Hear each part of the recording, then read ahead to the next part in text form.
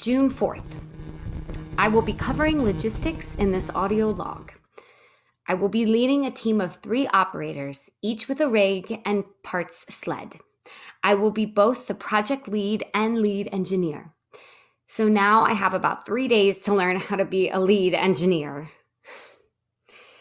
This is to appear as if there will be nothing out of the ordinary.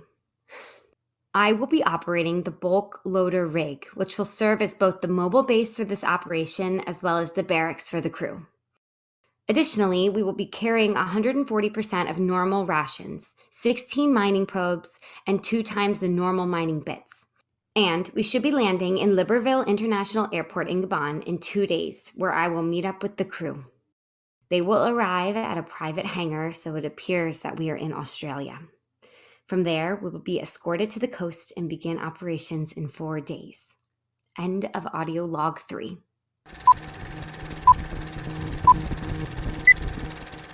Yo. What is going up, you guys? This is the Sticky Buttons podcast. We're coming at you with another episode today, season 2. Episode 3. We're really excited to talk about this because this is season 2, episode 3, where we're going to talk about E3. Yeah. What do you have on E3, Blake? What are some of your thoughts? So E3, actually, I want to know what E3 stands for. Basically, E3 is just like a trade show for video games, and it stands for Electronic Entertainment Expo. And it basically, like, prior to this year and last year, it was just like a big showcase where developers, publishers, and the people that are in video games media, I guess, video game reporters, they end up going to this and they get to see a ton of games, both like AAA expos and also like the chance of you seeing just like an indie game booth there. At least that's how I understand it. Honestly, I've never been. I really never experienced it until now. So everything that I just described is kind of like secondhand, like what I've heard from other people. And I think that pretty much if you follow anybody big, like any big video game media person, like they've been to E3 and they probably talked about it, and they probably talked about, I don't know, they probably just talked about their experiences. And I think there's like a lot of people that are like, I don't even know if this is good because this is basically just like a big marketing thing, and like these companies pay a lot of money to be there, and then we watch it. So it's like, are we just playing into like the video game marketing hype? And I think that conversation has kind of popped up. Especially like with it being digital this year, and I guess it has been physical in the past. They're kind of wondering if it's even worth it. Which, for the record, I don't even know. I mean, I thought that I experienced E3, but then as it turns out, like I was on the day, I was trying to find like the live stream of E3. I like literally could not find it on the internet. And I tried for like 15 minutes, and I basically ended up just watching like an IGN YouTube live stream of E3, which I guess is, I don't know if that's how you're supposed to do it. I don't even know. But I think like IGN is like a video game journalism company. So maybe they had like the rights to it or something. But then it's like, that doesn't make sense. I don't know. It's basically you just get there and watch game trailers and see some ads. But it's exciting. It's exciting because we have 1, 2, 3, 4, 5 big game trailers that we wanted to talk to you guys about. And also, like, we're going to be talking about other things as well in this episode, but that's kind of just like our topic. Yeah. Guys, this is the Sticky Buns podcast. It's a pretty chill video game podcast. What's up, everybody? This is Blake. I want to start this off just asking you a question about this episode. How would you feel about naming this episode the Jordan episode? Because it's season 2. Episode 3. Does it have anything to do with, is his number like 23? Yes, sir. It's not the 23rd. Honestly, fuck it, let's do it because it's not the 23rd episode, but it is the 32nd episode. So I guess that's kind of like, yeah, fuck it. I like that. Let's go Jordan, man. I have a pair of Jordan joggers, so I'll go put them on real quick.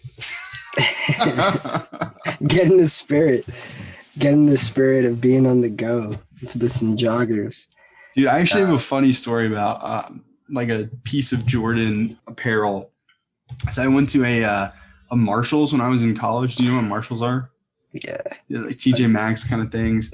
And I got these I got these like the long underwear, you know, that they would like wear under your like athletic shorts. Yeah. And I like got it, like took the tags off, washed it, and I put it on, and I was like, man, this just doesn't really fit right. And I was like, I don't really know what's going on here. And I literally wore it, like I wore it on and off maybe like for like a year or two. And then I put it on one time and I was like, no, dude, this is like, I have so many other of these, like this just does not fit right. Like something's wrong. And I like look at the tag and I was wearing a child size, man. For like 2 years. I didn't even know. I hated wearing them, but I just was wearing the wrong size, man.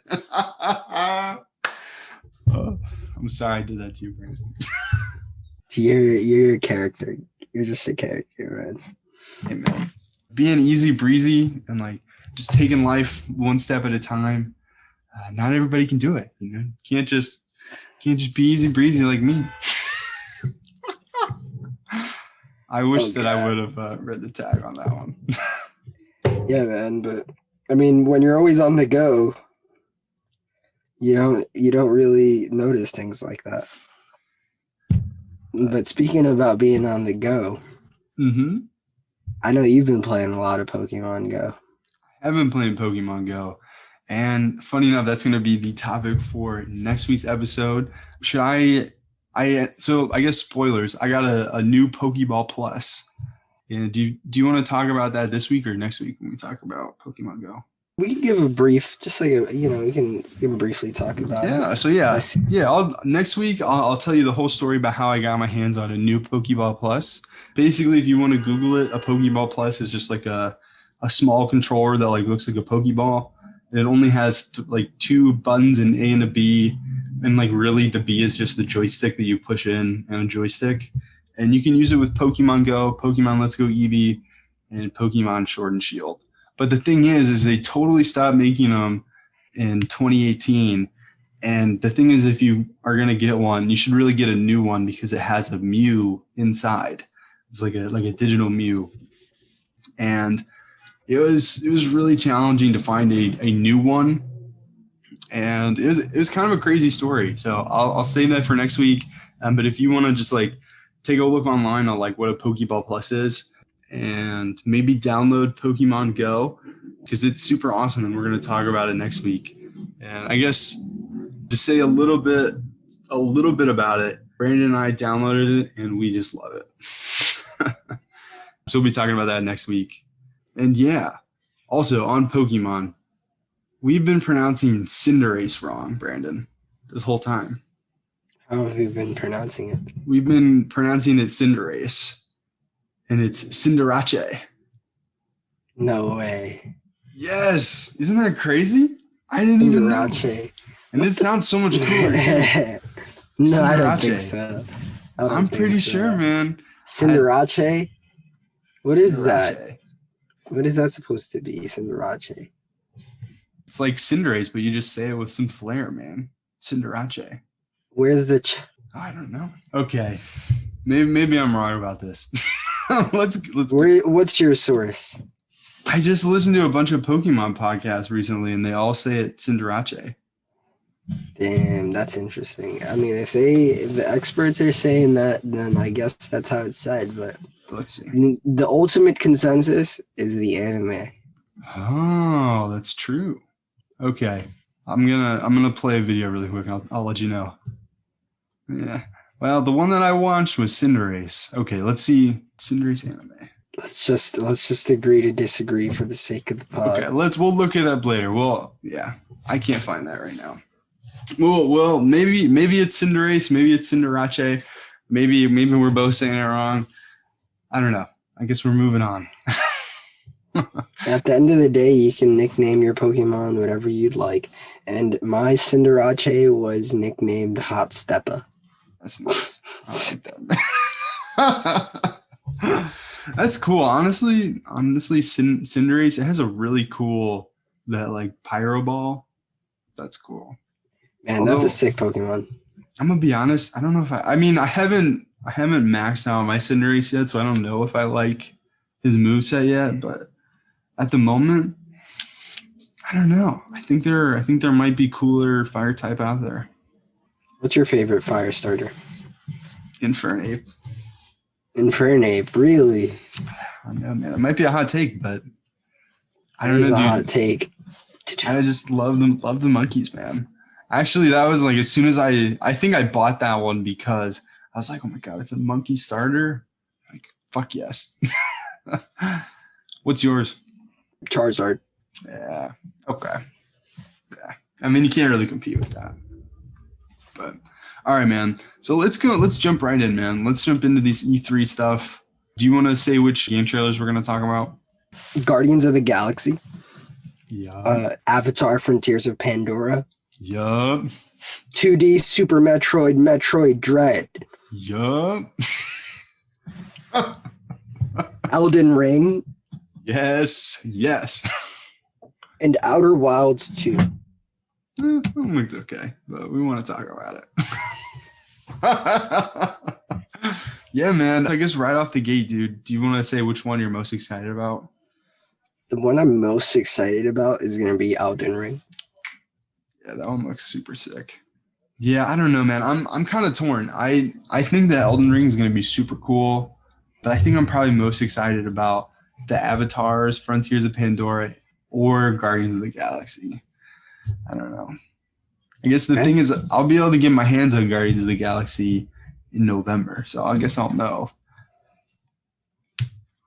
Yeah, all right. Let's talk about the trailers. Do you want to go first? Do you just want to say your pieces about any of them? Yeah, I have some notes on all of them, so I can just go down. Yeah, let's just go down the list and you talk about yours, and I'll just follow right up. So for Marvel's Guardians of the Galaxy, it seemed like a really fun game. It kind of took me back to like playing Marvel games on the PS2. It seemed like really fun. The animation was spot on. The gameplay seemed really fast paced and exhilarating. It seemed really smooth. And I really liked how it flowed with like the story. Like you could tell they had like the cutscenes that they showed us, and then they would immediately show us the gameplay that went with it. So, and it was also like a really cinematic game trailer. I watched both the cinematic trailer and like the gameplay, and you're getting a lot of cinematics with it, and that's kind of what you're paying for with a type like this. Mm-hmm. But it's probably not going to be a cop for me. Yeah. So really quick on this, this was Square Enix's, I guess, their event or whatever, which are the people that make Final Fantasy and Tomb Raider. They released a cinematic trailer that was like under 4 minutes, and then they also had a like 8-minute gameplay trailer. And after watching the gameplay trailer, like it really like, I don't know if you picked up on this at all, but it looks like you can like make choices on how you like interact with your crewmates. And it's like Peter Quill, or you play as Peter Quill. And also like, if you haven't seen it yet, they do not do like the movie people. They like base them on, or the characters are based off the comic books and not the movie one. Like it's not, oh man, I'm thinking of the guys. It's not MCU based. Right. Yeah, it's not Marvel MCU based. cinematic. What's the Peter Quill? What's the actor's name? The guy from Parks and Recreation. Yeah. I keep thinking of Andy Dwyer, but that's his name. Yeah, that's literally the name that was coming to my mind. I was about to say it. God, I'm gonna be so mad. I obviously like we know this. It's not him. Chris Pratt. That's what his name is. It's not Chris Pratt in the game. No, it's not. It's not Chris Pratt. It's like a totally different person, and like all the people are a little bit different. And like Rocket has like a. It actually looks really cool, man. I don't know. Some people said they hate it. I think it looks cool. He's got like a beard. It's like a braided beard, which I thought was kind of cool. But basically, it kind of looks like when you play, you're going to get to like choose different dialogue options, and that's going to affect the gameplay. And it also looks like you can, like in the combat, like tell your like the crew members like how to attack a certain like enemy. And I think they said that for the most part, no matter what you choose, like dialogue options, like you'll still end up at the same place. but the characters will feel differently about you based on what choices you make.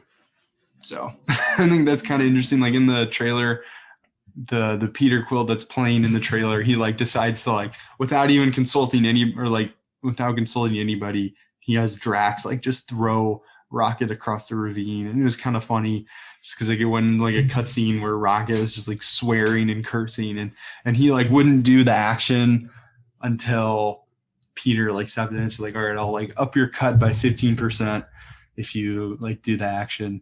And he's like, okay, but like he looked super pissed about it. And just like those kind of like small actions, like I'm just really pumped for it.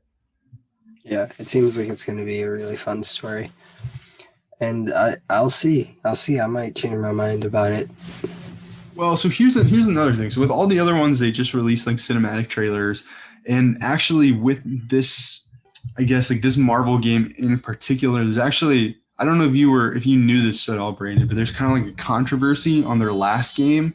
They released like the Marvel's Avengers like in 2021.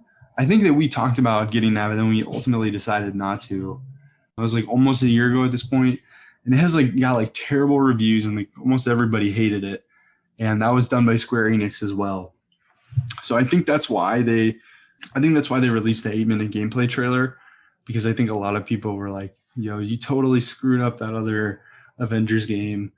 And like, I think they kind of did that to like build trust. But even still, I'm probably not going to buy it on the day one, because I'm probably just going to wait to see, because like it's possible that it's not even good, you know? Yeah, I doubt that though. Oh, wow. Okay.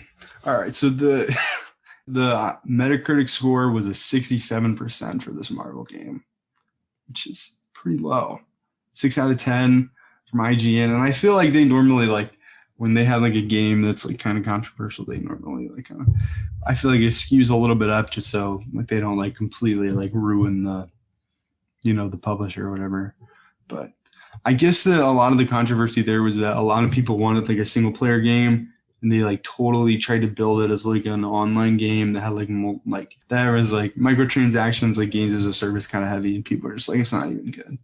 So I think they have to build trust a little bit. That's kind of why they have like the 8-minute gameplay trailer. But I mean, if it like after day one, if people are like, hey, like this is a good game, I'm probably definitely going to pick it up, because it looked super fun for me. And that just looks like a really fun experience. And I would love to experience more of Star-Lord, because I feel he's got like a very specific like role in the movies. And that's kind of like where I was like, that like kind of put me on to all the characters. I'm like, yeah, I really like Chris Pratt, but I don't know, man.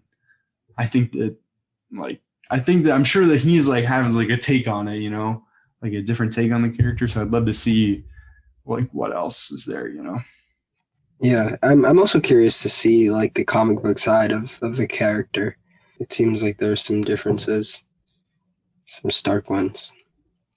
Yeah, it's kind of interesting, especially because like, I mean, obviously like this IP has been around, but I had never really heard of Guardians of the Galaxy or like Star-Lord until they made the Marvel movie about it. So Yeah, me either. All right, man. Well, do you want to move on to the next one? Avatar: Frontiers of Pandora.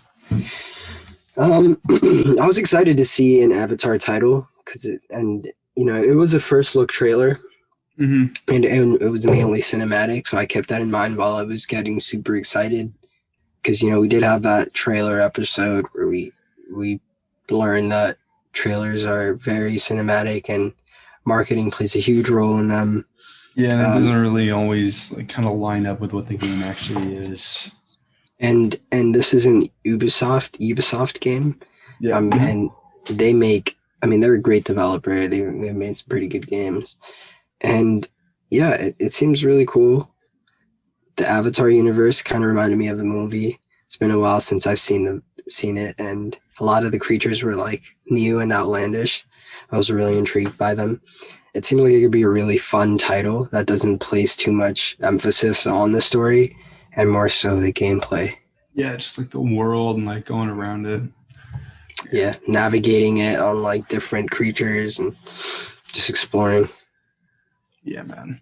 Well, I actually have a couple things on this, if you don't mind. One, I know a lot of people are out there that they don't really like the Avatar franchise. I unapologetically fucking love it, and it's one of my favorite movies of all time. And it's like one of like my favorite pieces of art of all time. And I know that is a hot take, but I have like some very specific reasons, and I don't really know if we have time to get into that right now. But basically, like, I just think Avatar's rad, and any like seeing that in like a game, like I'm just so excited. And like also, I did some like extra research on this. They didn't even know if they were going to be able to show this because they had to wait for James Cameron to green light this game, like green light the ability for them to show the trailer, and they were actually being held up on that by his progress on the movies. Because I don't know exactly what it is, but somehow this game and that movie are going to be like the releases are going to be coordinated or at least planned in some way. And I think that this was kind of I think that they had to get permission in order to show it for various reasons, which one of them is the fact that it looked like there were some of the RDA, which is the corporation that owns the mining company, the RDA. It looks like there were some RDA people on Pandora, and at the end of the last movie, there weren't. They were all gone. So I don't know. What does that say? I'm not trying to get too speculative on what that means for the story, but that's just really exciting. Also, another thing that's really exciting is I think it's called this. They like advertise this at like the very front of the trailer. So if you want to go see the trailer and see like, I think it's called the Snowdrop engine or the Snowflake engine, and that's what Ubisoft is using to create this game in. That's what they're going to use for the next Star Wars game and for the open world Indiana Jones game.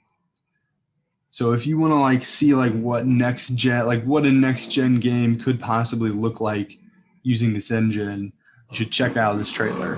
And obviously like that game is going to be like what it is and not the trailer, like we said. But it's just exciting to see that maybe perhaps this is what games are going to look like on the next gen. So pretty pumped about that. Yeah. Do you have any questions on that or on Avatar specifically? I really want to get into the next title. Okay, let's do it, man. I'll let you take lead, man. Metroid Dread. I'm really stoked for this one.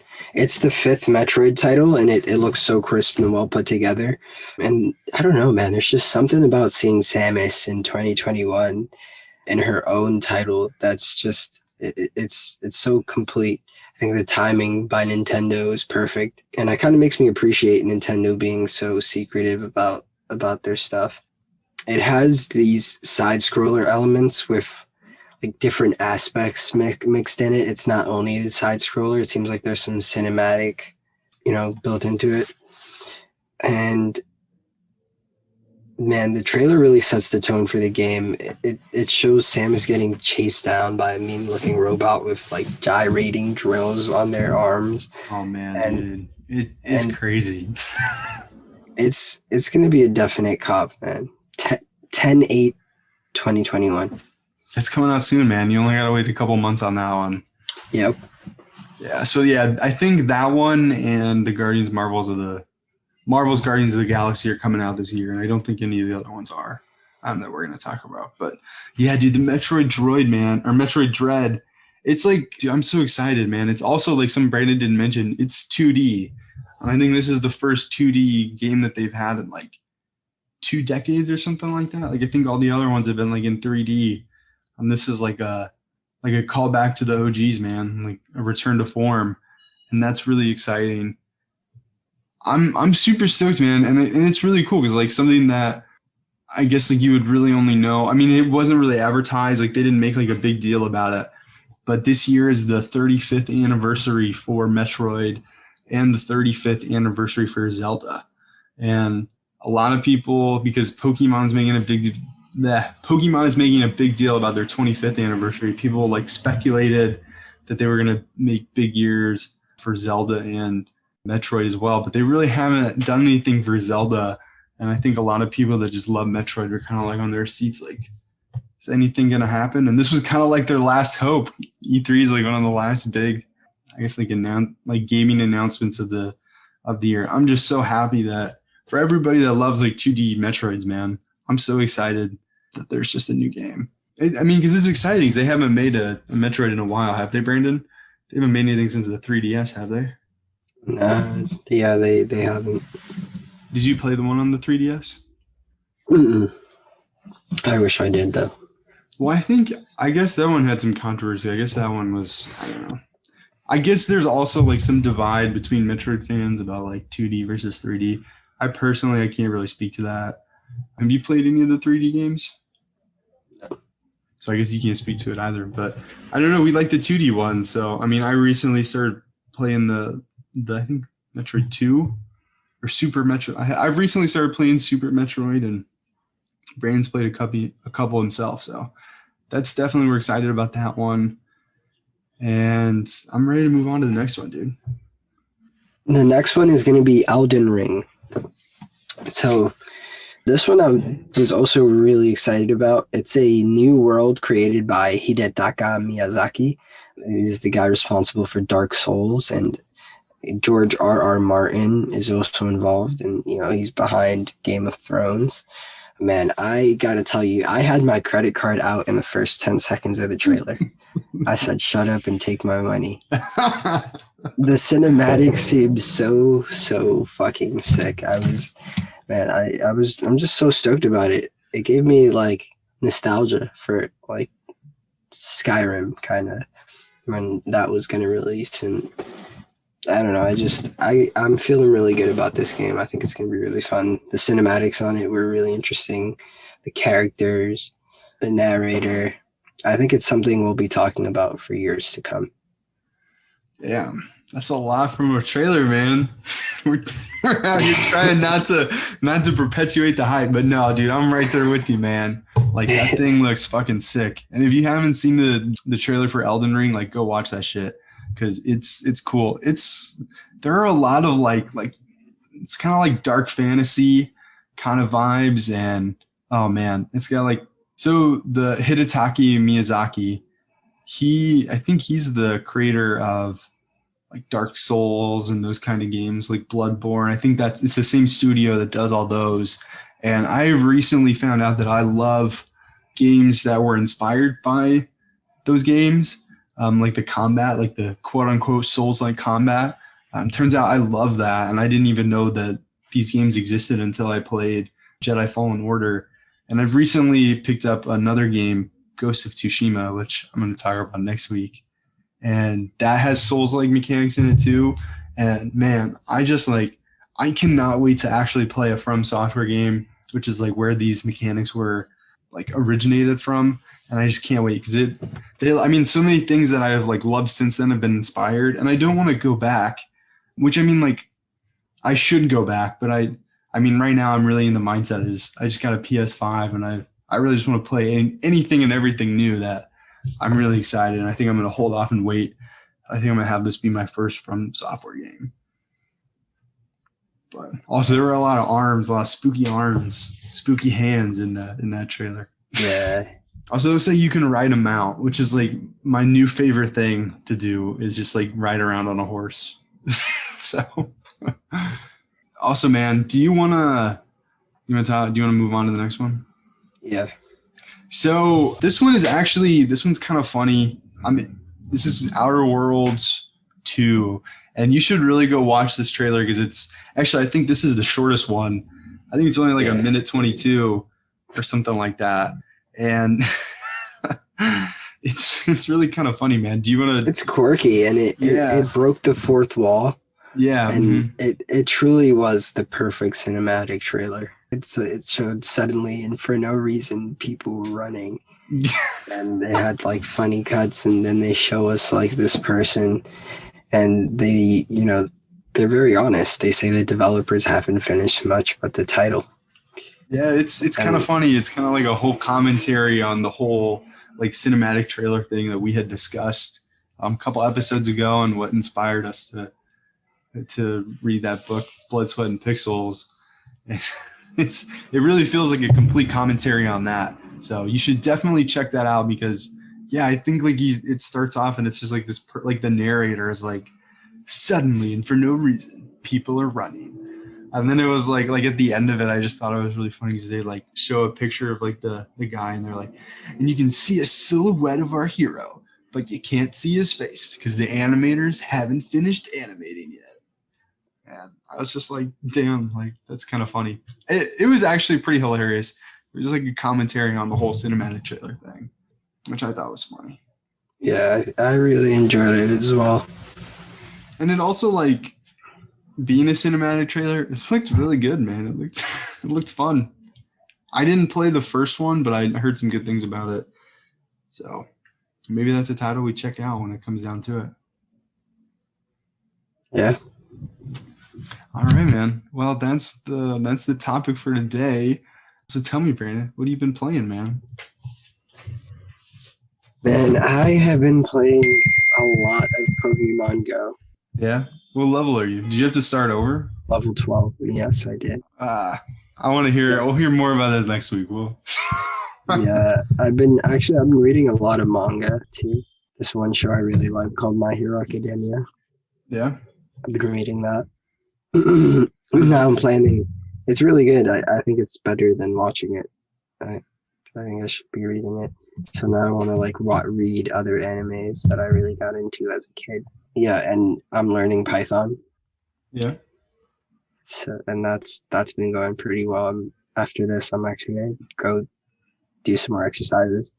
I don't know. I'm getting actually pretty excited about it because when I like run a program and I get it right, it's pretty good feeling. Yeah, definitely. And I've been working a lot. I got a shift tomorrow morning. So yeah, selling those Patty G swimsuits. Selling those baggies. Yeah. Got any cool designs this year? Yeah, we have this one like duck design. It looks really cool. I like it. I'll look it up really quick. Oh, are they like kind of pink or gray? Yeah. Oh, those are sick, man. Well, I saw the picture. It's fine. Yeah, those look cool, man. Those look sick. I don't know. I don't own a pair of baggies. I never really got one from the old Patty G. Do you like them? Do you like the baggies? Yeah, I love them. I think. Do they have the mesh net in them? Yeah, they do. I think that's why I didn't get them. That's a pair I'd wear for the rest of my life. Really? Mm-hmm. Dang. Wow. They're so versatile. Well, there you go, folks. Patting on your baggies. Get you some. Put some in your closet. Won't do you wrong. Well, if you don't mind, I'd love to talk to you about Ratchet and Clank, man. Yeah, tell me about it. So I got the new Ratchet and Clank game for my PS5. I think I've played like 2 hours at this point, and I just got to play as Rivet, which is the kind of counterpart to Ratchet. And basically in Ratchet and Clank, they kind of open up a dimensional rift and you kind of play as like Ratchet and then Ratchet's counterpart Rivet from another dimension. And I'm really excited to see kind of what that's going to look like. To tell you the truth, before I get into this, I've been starting so many games recently that I just like kind of got like burnt out of just like playing the intro of a game and like doing chores, like and learning how to play the game. That I just like this one, like I don't know what it was. I don't think it had anything to do with Ratchet and Clank. I think it's just like I've just played so many of these intros that I was just like, no, thank you. Like I just got to take a break. But like, cause like the first mission, like I don't know, it just felt like very checklisty, kind of chore-y, and I was just like, man, I gotta take a step back. But I'm really excited to kind of tell you guys more about it because here's the thing, Brandon, it's insane. It like literally, dude, there is like no difference from the cutscenes to like you playing the game. Like this feels like so next gen, man, and like they totally like the controller feels so great, and I'm just having a rip roaring time with it.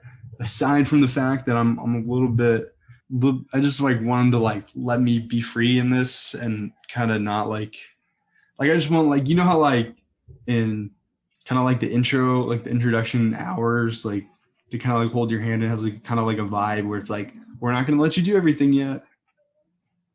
You know what I'm talking about? Yeah. Yeah, I'm super sick of that. And it kind of feels like I'm still in that a little bit, and I just want to be out of it. And I'm just kind of frustrated by that. But honestly, like that doesn't take away from any of them because I've hardly played it, but I've played enough to know that I'm going to absolutely love this game. And oh man, just like when you like actually like pull a rift towards you, like how you see in the trailers, like oh my gosh, dude, that is just insane. The way that feels, like just like oh my gosh, it's like so seamless. Like that's so crazy. And I just like I feel like everybody that has a next gen console, like or I feel like you should get a next gen console to like experience like that and like what that feels like because that's crazy and that's really cool. And so like you kind of start off in this like futuristic parade and it's like super bright and like straight up it is like overwhelming. It's like sensory overload because like everything like looks like a cutscene, but like you're playing it and it's like loud and you're like in a parade. And I think that's like by design. I think by design it is supposed to be like so bright and in your face, and it's like I think it's supposed to be sensory overload. And like if you have to like take a step back, like that's like totally cool because like it's like so much at you, and like you've probably never seen anything like this, like no game like this, and it's crazy. And they kind of like as they're like walking out, like opening the doors to the parade, they're kind of like, why are we celebrating? Like it's just been so long since we've saved the universe. Like do we even know how to do that anymore? And it's kind of cool. It kind of sounds like it's like the creators kind of having like a commentary on like the game. Like it's like, do we still know how to make a Ratchet and Clank game? It's like they haven't made one in a while. And that's really cool. And oh man, it's just like it's crazy because like when the dimensional rift happens in like the opening scene, like it's just crazy because you go from this like world that's like everything's so bright and there's like it's like sensory overload to like the other dimension, and it's like so dark. Like I literally had to turn my brightness up to be able to like enjoy it because it was just so dark. It was like the complete opposite, and I think that's kind of like the point, you know, that it's like where we were and where we are now are like the opposite. So anything can happen, and it really kind of feels like them having that like very visual contrast kind of feels like shit's at stake, you know. And it's kind of hard to do that, and I don't know, like in a franchise that's been established, you know, where they kind of see like you've played these games before, you pretty much know that Ratchet's gonna win. Like I don't know, this one feels kind of different. Like it kind of has the tone where it's like, yeah, he might not this time. So it kind of feels like everything's stacked against him instead of everything's kind of in his favor, you know? Yeah. So I'm really excited to see more of that. And it's like a new twist on the franchise, man. And also like it's cool because I haven't played it since the PS2 and they have like so much more platforming. But it's also like, you know how like platforming's been around for forever. Like jumping from like here, like you know, like just running and jumping the gap, you know, like is that really rewarding in today's like day and age? Like is that really like what a platformer is, you know, especially when you have like Titanfall 2 where you can like grappling hook and run on walls and like all kind of stuff like that. So it really feels like they did do that thoughtfully, and like even like it just feels like familiar but also challenging, and like it's still got like that like kind of like fun platforming elements to it.